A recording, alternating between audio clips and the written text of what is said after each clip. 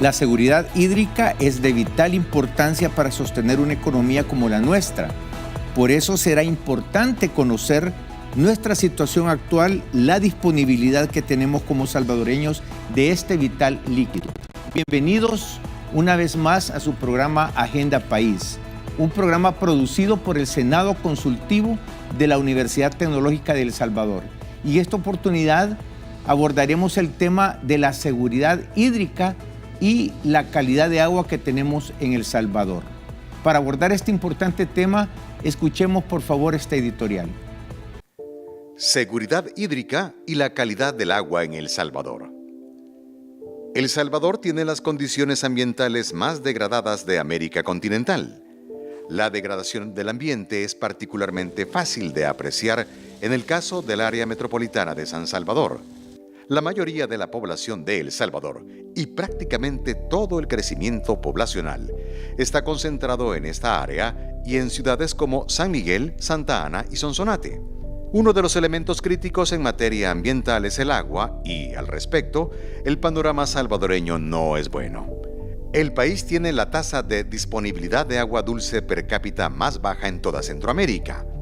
El Ministerio de Medio Ambiente reconoce que el 95% de los ríos presentan altos niveles de contaminación y que la calidad del agua es mala. Pese a disponer de algunas temporadas de lluvia abundante, su disponibilidad estacionaria y las condiciones inadecuadas para almacenar el agua y regular su flujo limitan la disponibilidad del recurso hídrico.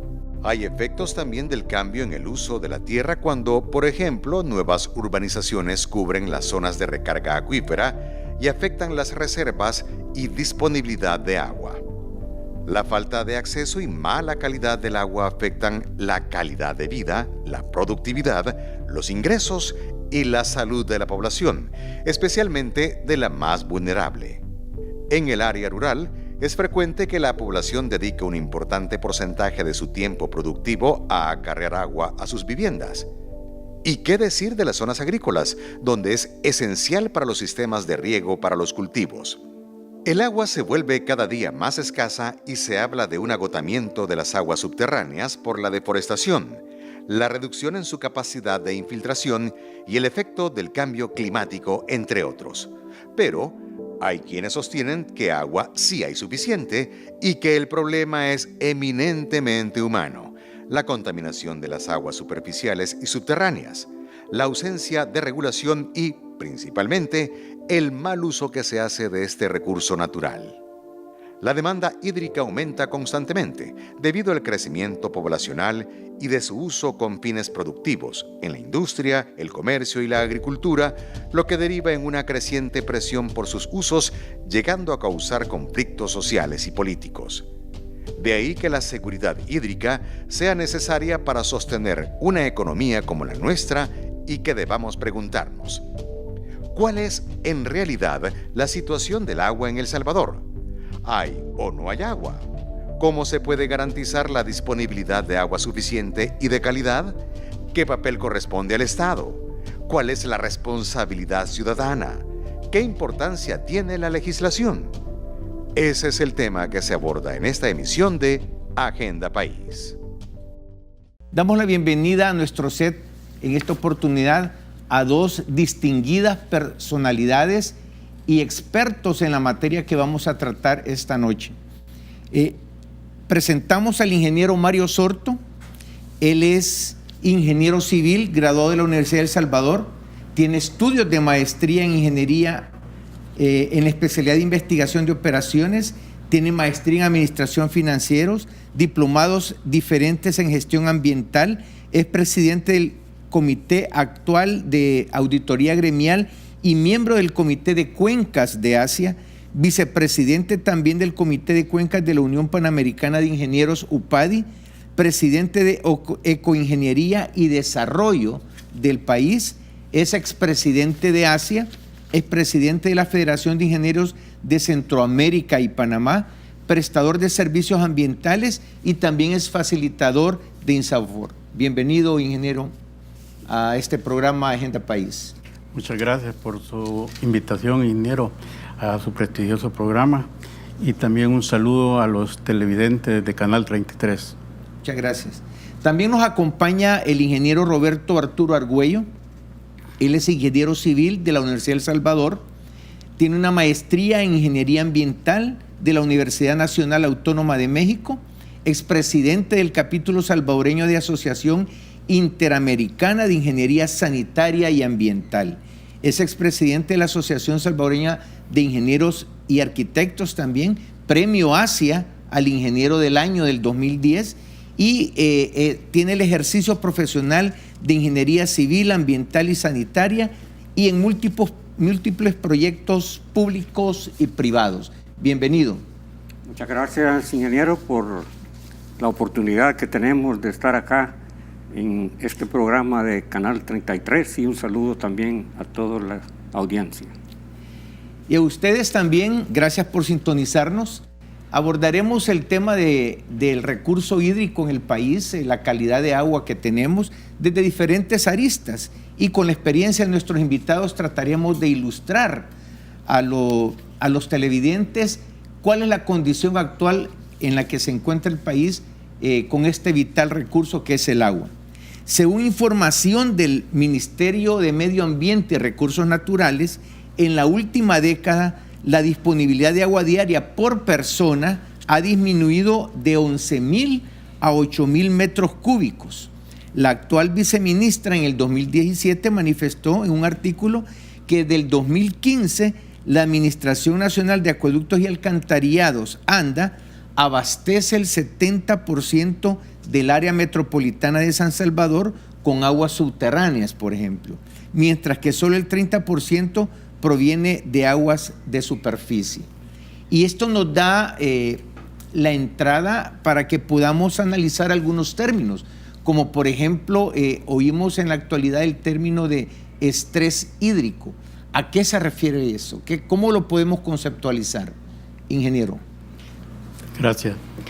Sí, esa es una relación de la disponibilidad de agua con respecto a la demanda.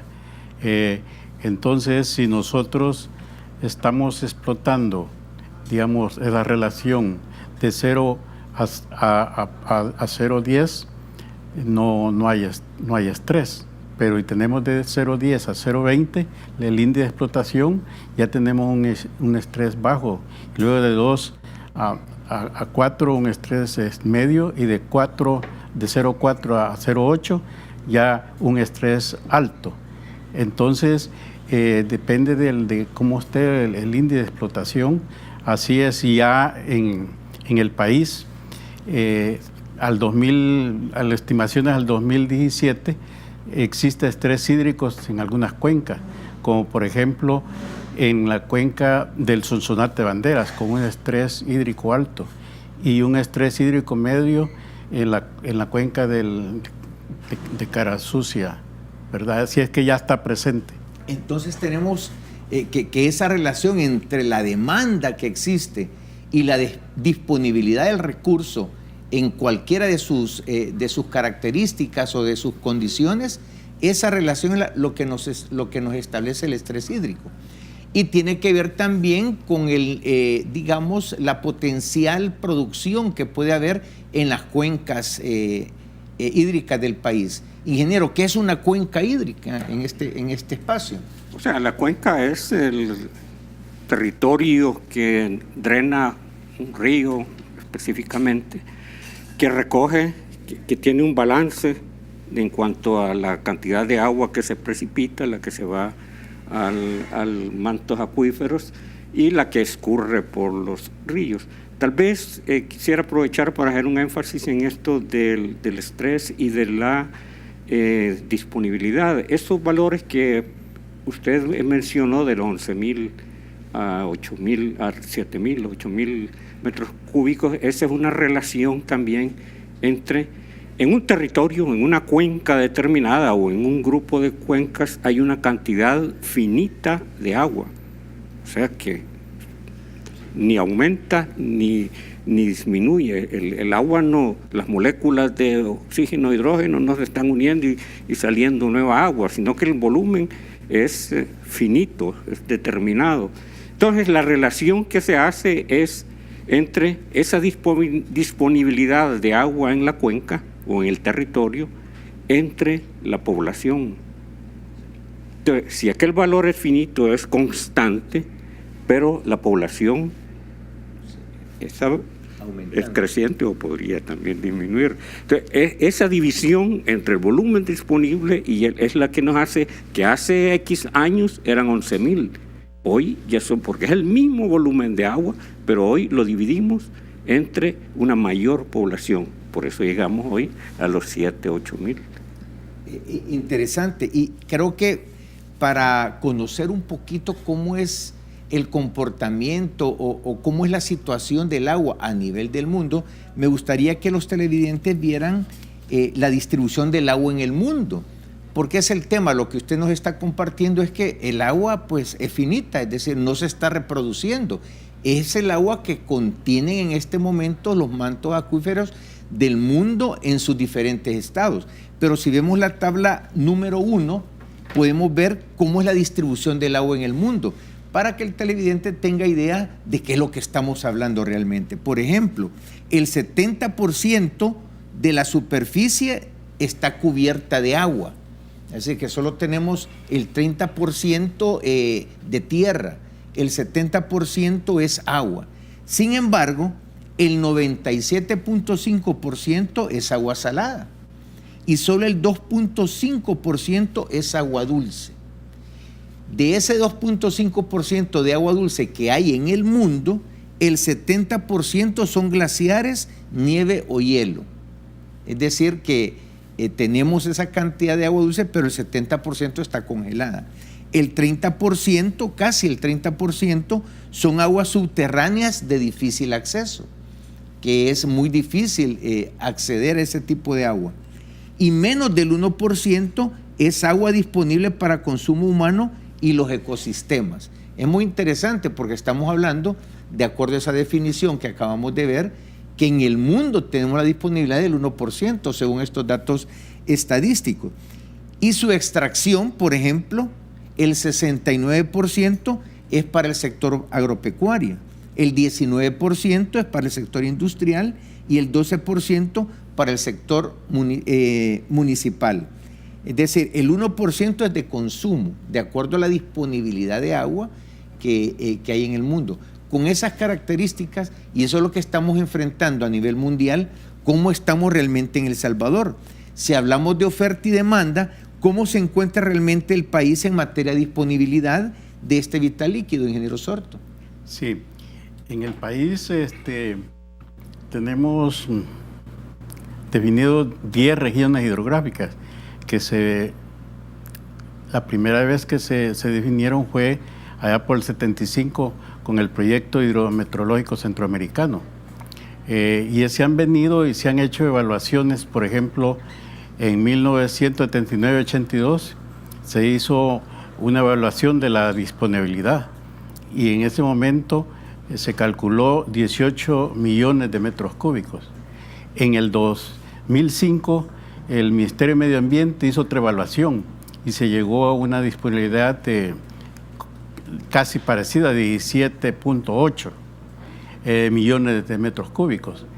Y actualmente, desde el 2014 al 2015, se ha hecho un Plan Nacional de Gestión Integrada de Recursos Hídricos mediante financiamiento de la cooperación española a solicitud del Ministerio de Medio Ambiente, y la disponibilidad se ha calculado en 20 millones de metros cúbicos, o sea que es comparativamente no hay mucha variación. O sea, se considera pues que esa disponibilidad es adecuada según esos 3 cálculos. Ahora, en relación ya cómo está distribuido, el problema es que eso tenemos la época seca y la época lluviosa. Entonces, en la época lluviosa llueve el 90%, 93%, y en la época seca solo apenas el 7% de un promedio anual de 1780 milímetros. Entonces, ese es uno de los problemas, que no la tenemos uniforme a lo largo del año. Okay, perfecto. Cuando regresemos de esta pausa, analizaremos un poco sobre la demanda, qué es lo que está sucediendo con la disponibilidad de agua que tenemos y la demanda que la sociedad en nuestro país está requiriendo de este vital líquido. No nos abandonen, ya regresamos.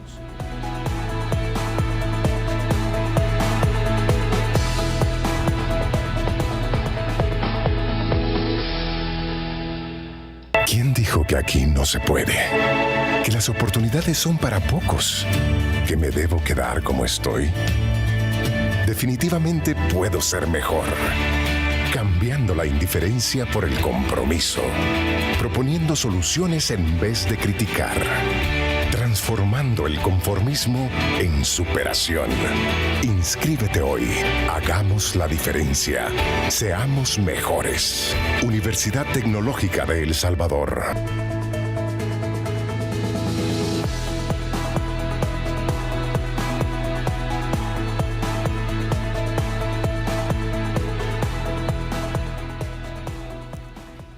Hemos visto en los últimos días, meses, cómo manifestaciones bloquean principales carreteras del país.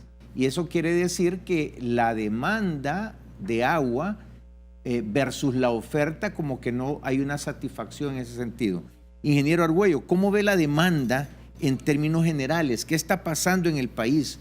Continuamente vemos esas manifestaciones de bloqueos de carreteras, siempre con la finalidad de exigir el suministro de agua. Bueno, primero quisiera hacer énfasis en un concepto. Una cosa es hablar del agua como un recurso natural que puede tener diferentes demandas o usos. El agua como recurso natural la podemos utilizar, obviamente, para consumo humano. Es una de las demandas. Para generar energía eléctrica, para riego de cultivos, para fines recreativos y para fines ambientales propiamente. Entonces, hay demandas del recurso natural de agua en todos esos sectores, y algunos que se me podrá haber quedado. El volumen más alto de demanda de agua es el que corresponde al agrícola, porque las cantidades que requieren para riego, etcétera, son mucho mayores. Otra cosa es la demanda de agua potable, que agua potable no es recurso natural agua. El agua potable hay que hacerla prácticamente. ¿Con qué? Con la materia prima de agua como recurso natural, uno de sus usos. Una entidad que distribuye agua para consumo humano necesita el recurso y lo toma a compartirlo con el uso agrícola, con el uso. Entonces, la demanda, la oferta es, en cuanto al volumen de agua, es suficiente. Las demandas sí van creciendo y llega un momento en el que para producir agua potable cuesta un poco más, y entonces resulta que la oferta de agua potable no es suficiente para satisfacer las necesidades de la población.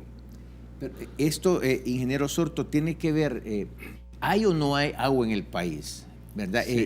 Sí. Hay un ciclo, entendemos todos, que el agua cae, ¿verdad? Se almacena en algún lugar, alguna se evapora, y es un ciclo.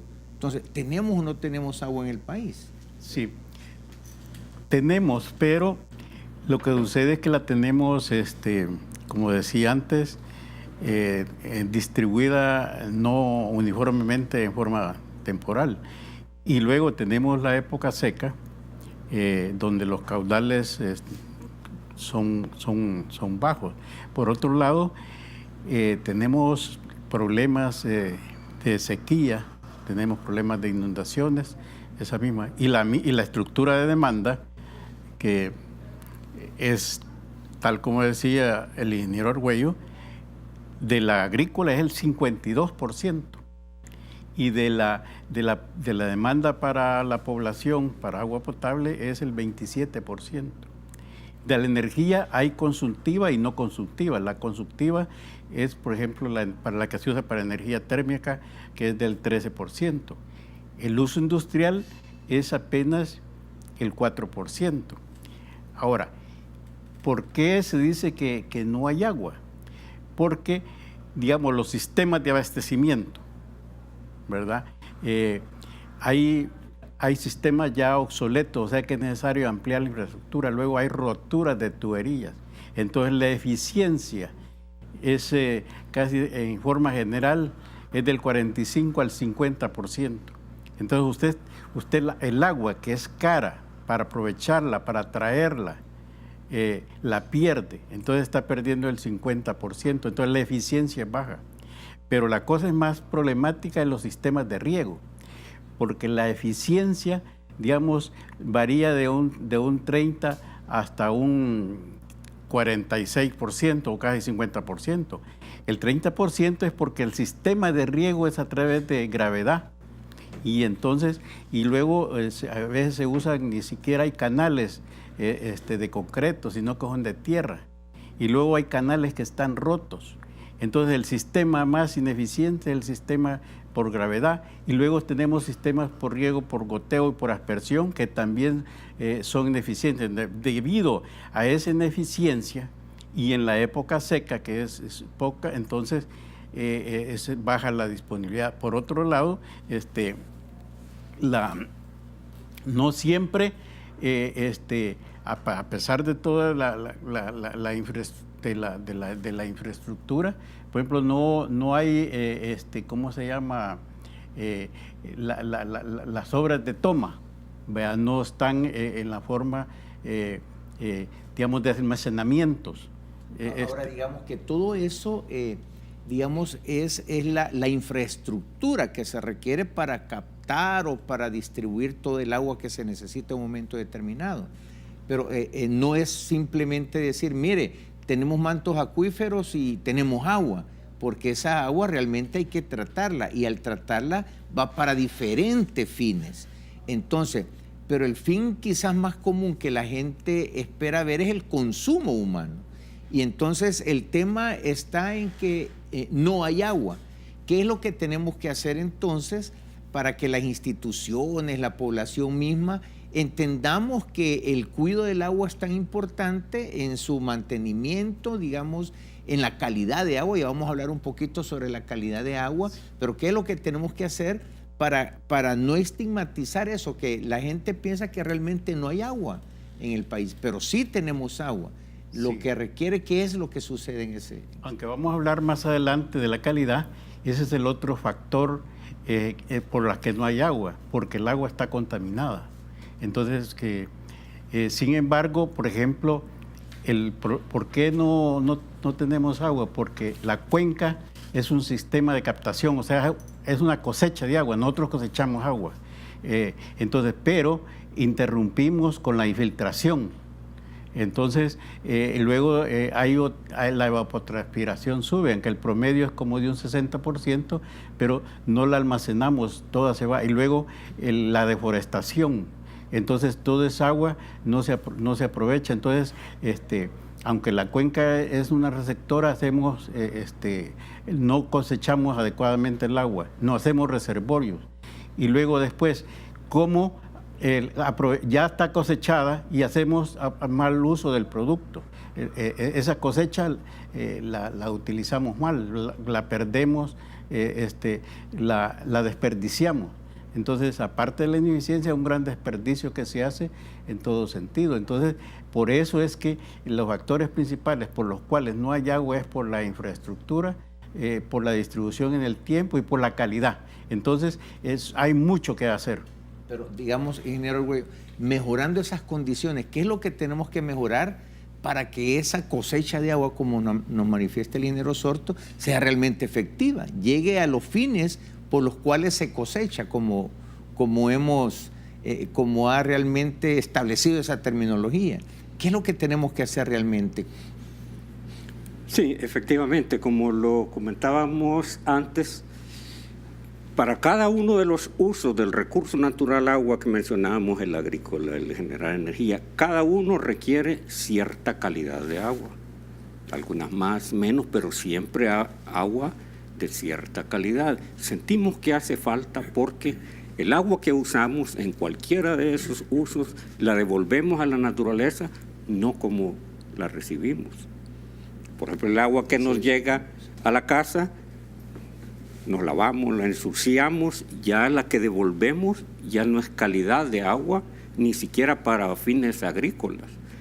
Entonces, y así, en cada uno de los usos, si es el uso de fines agrícolas, se tomó agua de calidad aceptable para usarla para riego, pero arrastró insecticidas, arrastró fertilizantes y ya la devolvemos, ya no de la calidad. Entonces, para poder tener agua que se demanda para cualquiera de esos usos, incluyendo el del agua para consumo humano, cada vez más difícil es no buscar el agua en sí, sino de la calidad suficientemente aceptable para que pueda utilizarse o pueda potabilizarse. Y también esa escasez en los servicios de abastecimiento de agua potable es que cada vez tenemos que ir más lejos, más profundo, ya sea si es agua subterránea, agua superficial, y cada vez más costoso extraerla porque estamos buscando lo que va quedando de agua de una calidad aceptable para poder darle el uso que le queremos dar. Yo tengo una lámina que es del Ministerio de Medio Ambiente y Recursos Naturales, la tabla 2, que nos habla sobre la calidad de agua de los ríos.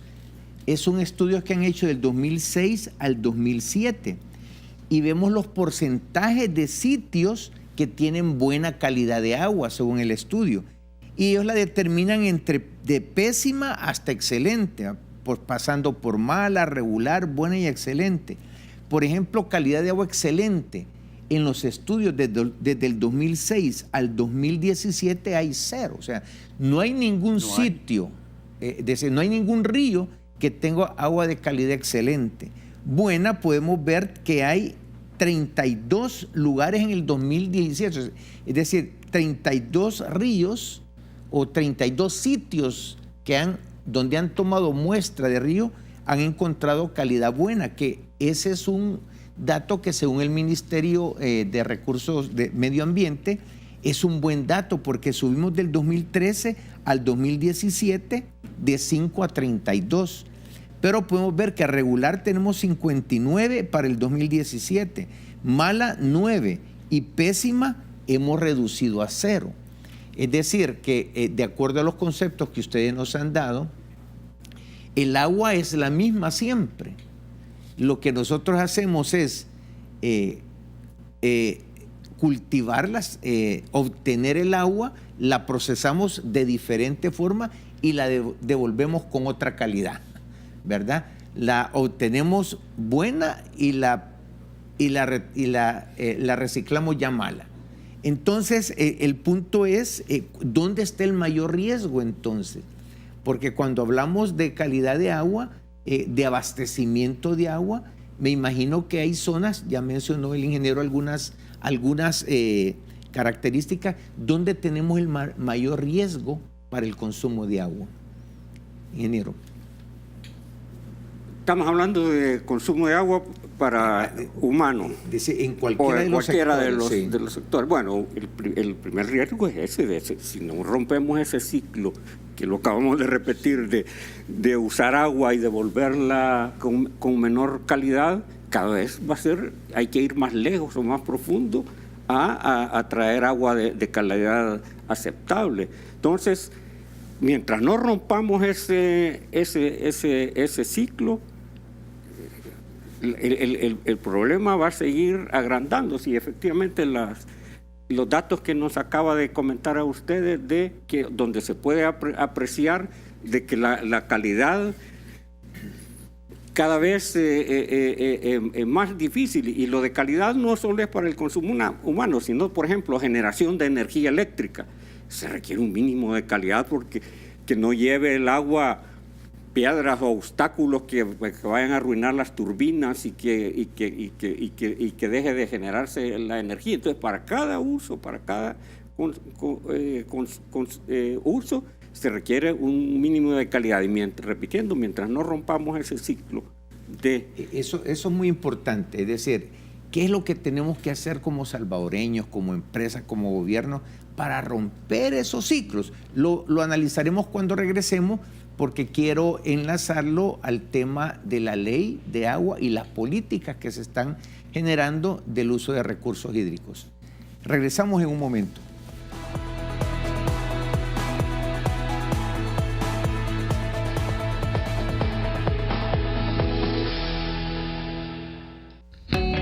Gramática al día. Sea bienvenido a Gramática al Día, espacio creado para promover el buen uso de la lengua española. Conversaremos hoy sobre las y los. La secuencia las y los es agramatical porque va contra las normas de la sintaxis, o sea, la parte de la gramática que nos enseña a ordenar las palabras en una frase para que ésta tenga sentido. Al decir, por ejemplo, las y los diputados de la Asamblea Legislativa, el artículo determinado femenino las no concuerda con el nombre o sustantivo diputados. Entonces, lo propio es los diputados de la Asamblea Legislativa. Le invitamos a estar pendiente de nuevas ediciones de Gramática al Día. Una producción de la Universidad Tecnológica y la Academia Salvadoreña de la Lengua, con el auspicio de Canal 33.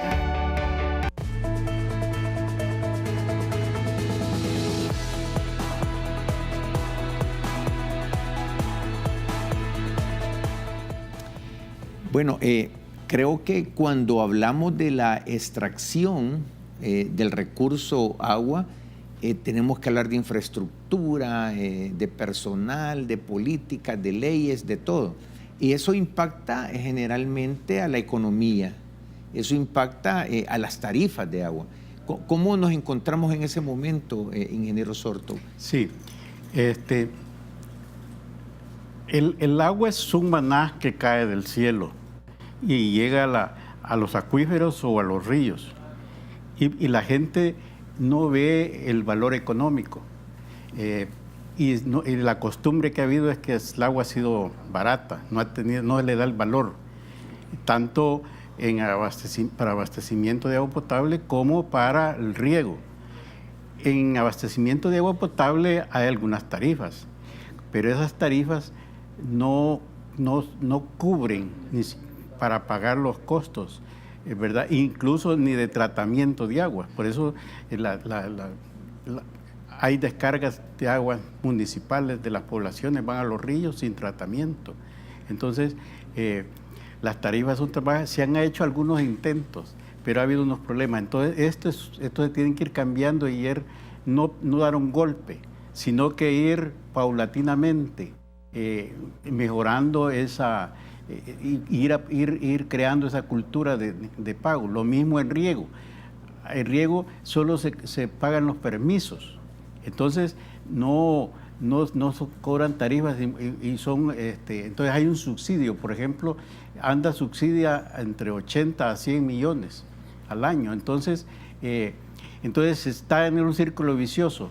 No se hace la infraestructura porque no tenemos dinero, y no tenemos dinero porque no tenemos la estructura, porque la gente se molesta cuando le cobran y no le llega agua. Entonces también hay que hacer una reingeniería en las instituciones de agua potable y saneamiento para mejorar y que puedan dar el servicio, pero también se necesita ir dándole el valor económico del agua. Y por otro lado, la gestión que se hace es sectorial.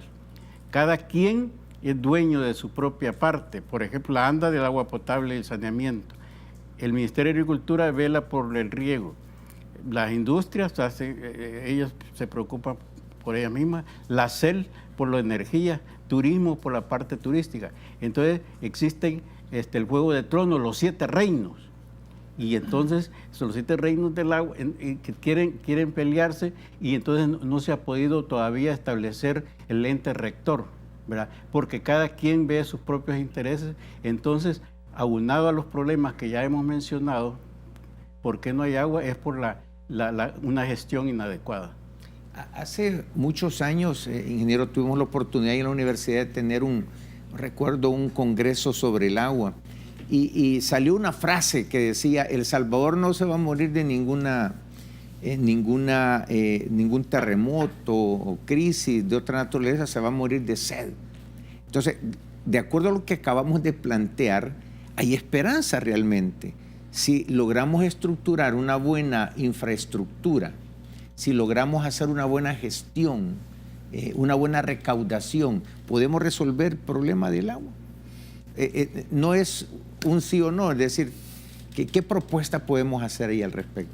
No, efectivamente me gusta esa expresión de que sí hay esperanza, no es que esto esté al borde del precipicio.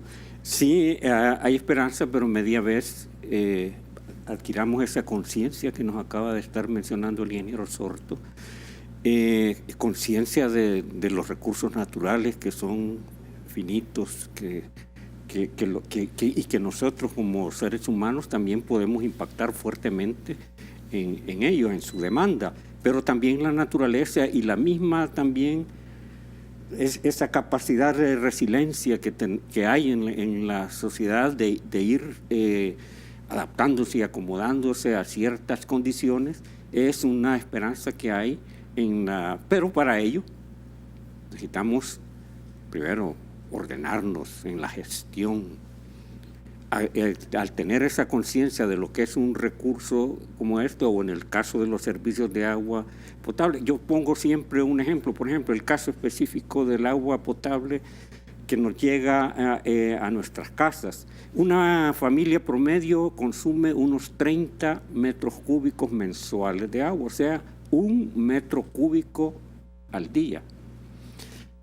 1 metro cúbico de agua, 1 metro por 1 metro por 1 metro, pesa 1 tonelada. ¿Cuánto nos cobrarían por llevarnos 1 tonelada un transportista de agua cada día? Obviamente no van a ser los 25, 30, 40, 50 centavos que nos están cobrando actualmente por el servicio. Mover esa tonelada y no solo llevarla hasta la puerta de la casa, sino que extraerla de un pozo que está a 100, 200 metros de profundidad, subir esa tonelada de agua que está hasta la superficie, eso ya no se diga en el caso del agua que viene al área metropolitana de San Salvador, que viene desde el río Lempa, que está a 40, 50 kilómetros de distancia horizontal y 600 metros más abajo. Entonces, hasta que tengamos conciencia de lo que es un servicio de agua, no es como lo decía el ingeniero Sordo, que el agua ahí está y que solo abro el chorro y a ver de dónde sale. Entonces, sí hay esperanza adquiriendo esa conciencia, esa cultura, y que estemos dispuestos a... Mire, sí, creo que la mayoría de nosotros es más grande la factura mensual del teléfono celular que la de agua que llega a nuestra casa. Eso requiere por educación, ¿verdad? Tenemos que educar a la población no solamente en el agua, en muchos aspectos. Y eso tiene que ver también cómo el Estado, las instituciones establecen las políticas. Y bueno, tenemos ya en la Asamblea el tema de la ley de agua, ¿no? Y entonces el tema pasa por la gobernabilidad, ¿verdad? Creo que es un tema muy importante porque no solamente es tener la ley nos da el gobierno, pero la gobernabilidad son otras cosas diferentes. Ingeniero Sorto, ¿qué opina? Sí, digamos, hay un anteproyecto de ley que presentó el Ministerio de Medio Ambiente el 2012. Luego han venido, pero antes ya habían habido intentos de otros anteproyectos. Por ejemplo, ANDA, antes había presentado uno, luego cuando se hizo el programa de las Naciones Unidas con el MAG, allá en 1982, se presentó también otro anteproyecto y se estableció un decreto de ley integrada de los recursos hídricos, pero a través de la Junta Revolucionaria de Gobierno de esa época. El problema es que eso le dio la coordinación al Ministerio de Planificación. Al desaparecer el Ministerio de Planificación, prácticamente quedó eso como derogado, entonces no funcionó. Ahora lo que no funciona es porque no se ponen de acuerdo en los diferentes actores para... no han podido consensar en esa autoridad del agua, digamos la ANA, o puede llamarse de otro modo, Consejo Nacional del Agua. Entonces, por el número de integrantes, y es porque los privados tienen desconfianza del gobierno de que les pueden imponer muchas restricciones, y el gobierno tiene desconfianza de los privados, y entonces incluso se habla algunas veces de privatización. Los dos extremos son malos. La estatización del agua es mala y la privatización del agua a ultranza es mala. Entonces, hay muchos modelos en Europa, Estados Unidos, en Latinoamérica, y no hay un modelo único, hay diversidad de modelos. Lo importante es que nosotros agarremos conciencia, nos tomamos de acuerdo, porque no hemos agarrado la conciencia de que así realmente debemos de resolver ese problema, entonces debemos de ceder, tanto los unos actores como los otros. Por ejemplo, en Brasil hay una cuenca que tiene más o menos el tamaño de El Salvador, y es la que donde está incrustada la ciudad de Sao Paulo, y la composición de los actores que manejan en el agua es 40% privados, 40% del gobierno y 20% de la sociedad civil. Entonces, tenemos que vencer, tener esa confianza, ¿verdad? Y quitarnos de ideologización, ¿verdad? Porque no nos lleva a nada. Entonces tenemos que madurar en ese aspecto para ponernos de acuerdo. Y los actores que deben de estar allí son los actores clave.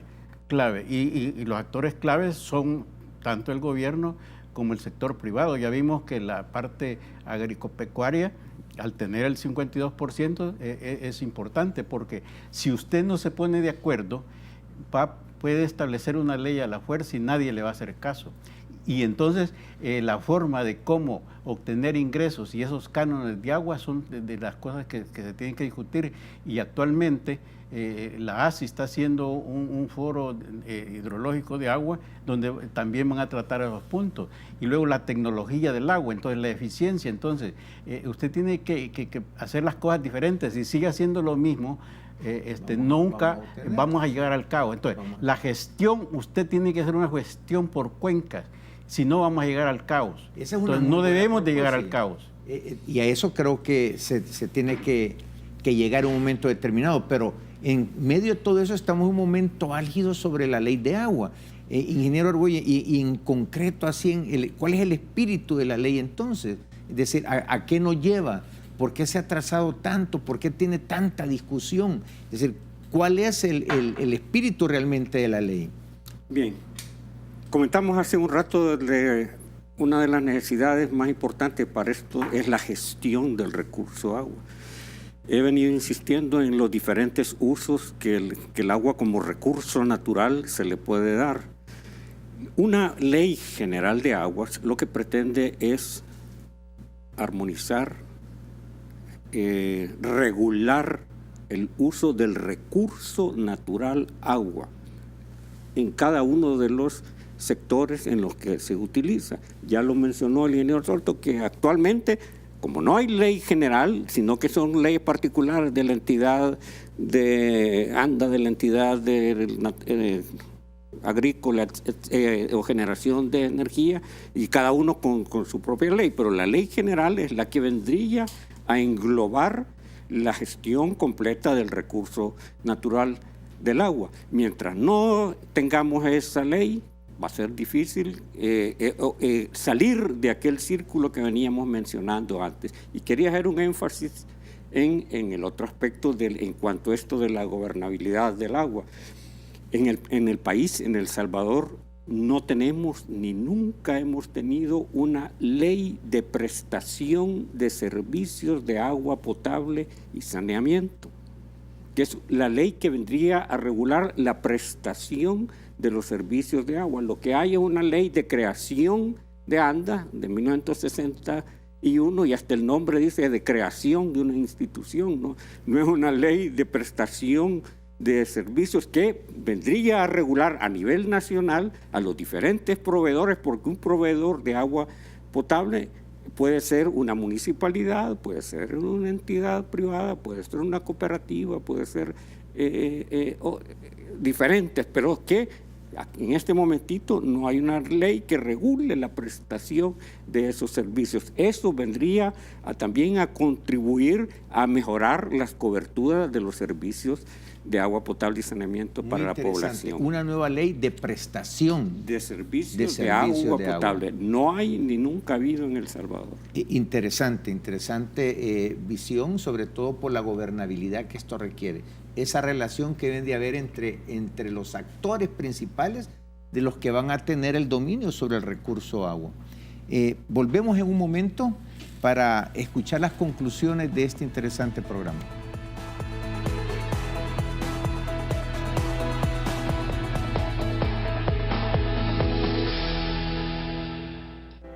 Aprendamos a ser mejores. Somos mejores personas cuando mantenemos nuestro apoyo y compromiso con los demás a pesar de las dificultades. Eso es lealtad. Hagamos la diferencia. Seamos mejores. Una producción de la Universidad Tecnológica de El Salvador y Canal 33.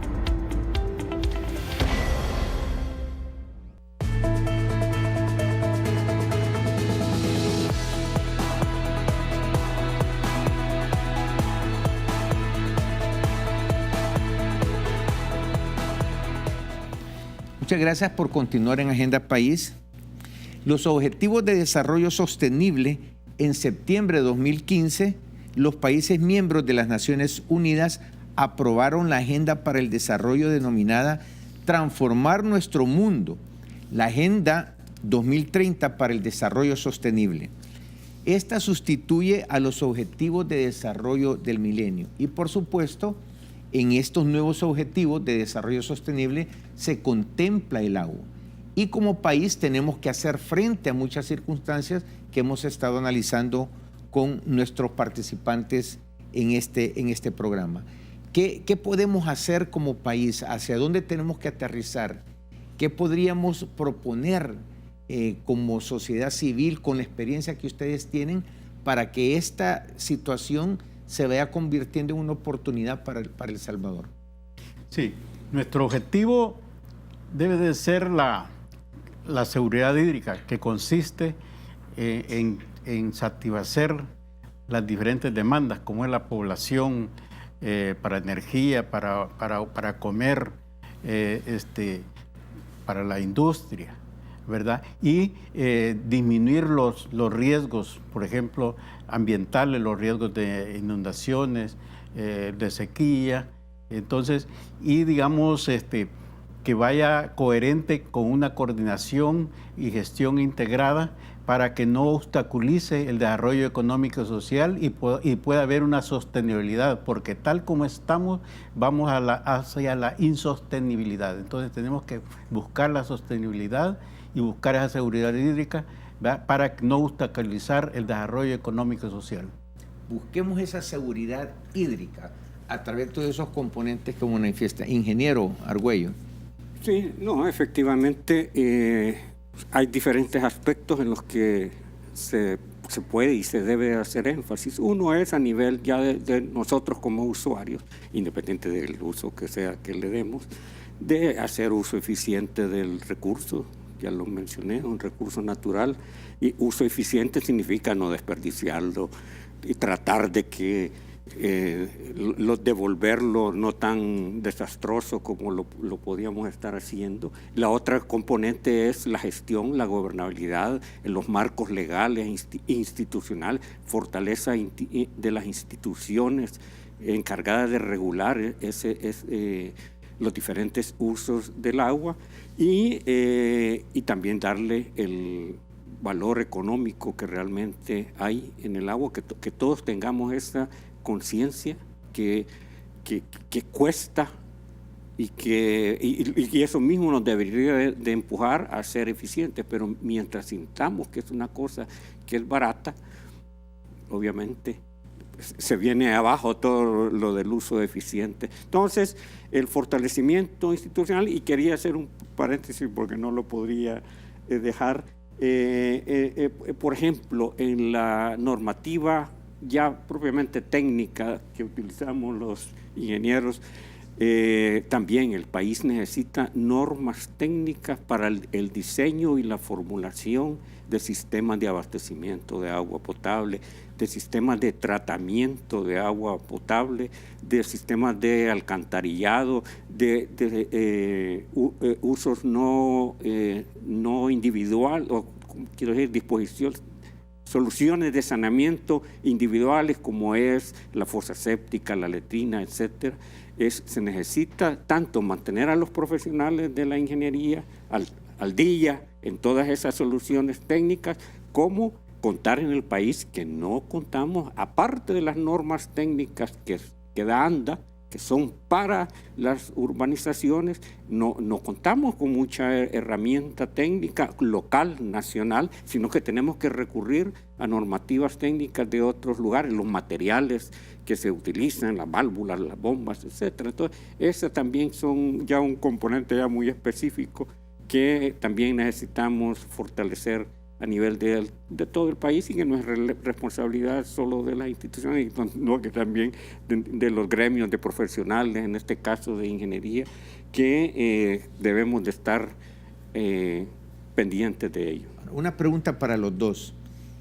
¿Cómo podría funcionar un asocio público-privado? ¿Cómo sería la figura? ¿Es factible? ¿Cómo se puede invertir en una situación para abordar este problema ya con un marco legal establecido? Sí, actualmente hay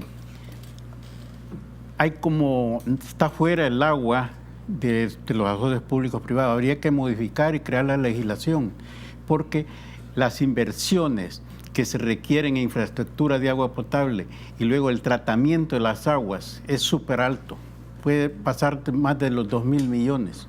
Entonces, la única forma de poder, y dado que el país está al tope de deudas, es complicado seguirse endeudando, y luego hay que también modificar las tarifas y además de eso crear la figura del asocio público-privado, para lo cual hay que crear la legislación e incorporarlo, porque actualmente no es posible. Los sistemas de tratamiento, hay muchas inversiones, son altas, entonces, y modificar las tarifas, que iría dentro de lo mismo del asocio público-privado. Ingeniero, con usted terminamos. Sí, para mí, mientras no tengamos un marco regulatorio y una institucionalidad fuerte y sólida, los asocios público-privados pueden resultar riesgosos. O sea, no hay de dónde agarrarse para que aquello... Pero sí, teniendo ese marco regulatorio y esa institucionalidad fuerte, podría ser una opción. Y de por sí, eso de asocio público-privado, hablando específicamente de los servicios de abastecimiento de agua potable, quieras o no, ya hay algo. Porque, por ejemplo, equipos de bombeo, el Estado no compra ni importa equipos de bombeo, esos los va a comprar al sector privado. Lo mismo las soluciones de tratamiento de aguas residuales. Eso el Estado no de por sí mismo. Tal vez se queda administrando una cosa de esas, pero en cuanto a la inversión, ya hay un germen ahí, pero es indispensable, repitiendo y concluyendo, una fortaleza institucional y marcos regulatorios, normativos, normas técnicas bien claras. Muchas gracias. Bueno, me quedo con... Tenemos esperanza. Tenemos esperanza. Creo que en conclusión, para nuestros amigos que nos sintonizan, sí podemos hacer algo. Sí hay de dónde podemos sostener de una manera más eficiente nuestros recursos hídricos.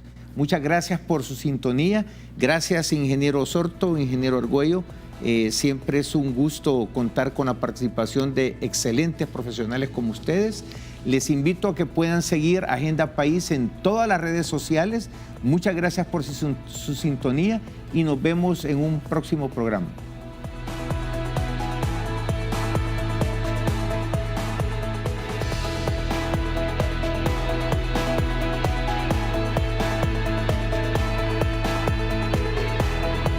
Hagamos la diferencia. Seamos mejores. Universidad Tecnológica de El Salvador.